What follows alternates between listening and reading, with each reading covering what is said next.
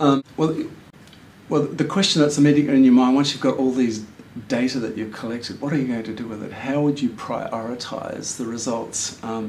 And this is where you sort of have to get a sense to yourself of, what are the things that are really holding them back at this point? I mean, to become a good reader, they need to get reading mileage, so they need to be able to be doing a lot of reading. And you can say, was there anything that's really holding them back from doing that? And one part of the equation will be their language and their language comprehension. And so that's obviously going to be very important.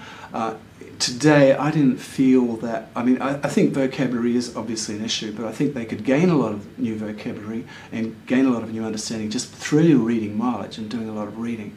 If it was somebody just from another country who's just starting with English, I'd be thinking to myself, okay, we've got to work on language, definitely, and trying to build up their vocab.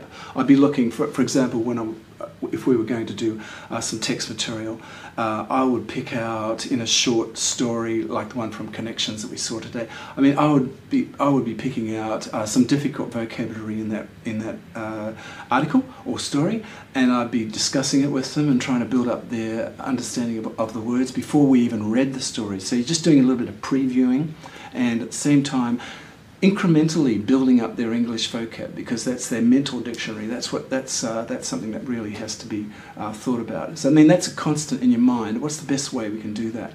Either by talking about difficult vocab as we read, or by just pulling the words out, talking about it before we even start, getting that language up. If there are other aspects of language, then yeah, there are things that you might want to work on. If they're having trouble with things like breaking words into syllables, then some of the activities that those tests we did today showed that that could be a problem. But just doing some little activities along those lines will build not just their vocab, but also their ability to analyse that vocab, to break it down into bits. And that's really what you want. So the language side is important, and you have to say to yourself, okay, we've done these tests. What's happening here? Does this person need a lot of work on vocab or not? Today I thought no, but other people, yes, it might be a big area. Then the other side is the actual reading of the words, the decoding of the words, and today I thought that was an area where they could all benefit.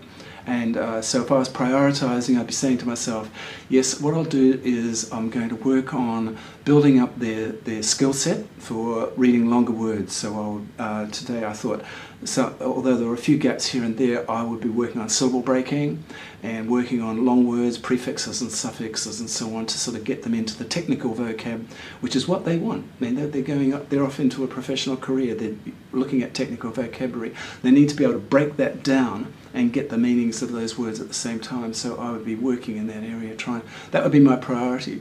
Because what I'm thinking is that once they can read those words and they can break them down and they can read them fluently, once they've got that skill set, they can then just take that and start working on their mileage and building up their reading.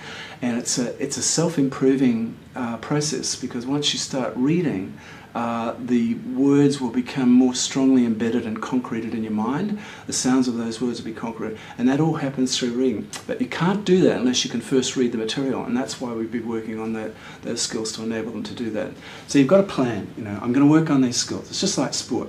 I'm going to work on these basic skills. We're going to get really good at it, and then we're going to be reading. We're going to be putting them into practice, making sure those skills work so that we get the flow, the fluency, and then in that way we're at the same time developing their vocabulary so that the whole thing will come together. That would be what I would be doing. If there was real big gaps in their vocab, I would be working on vocab at the same time. So you've got to get that balancing act.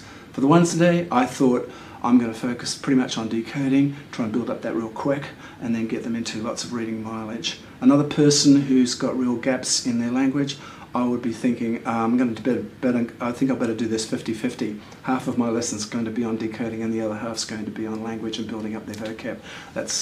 So when you're setting your priorities, try and think of those two things. You're trying to balance those two things.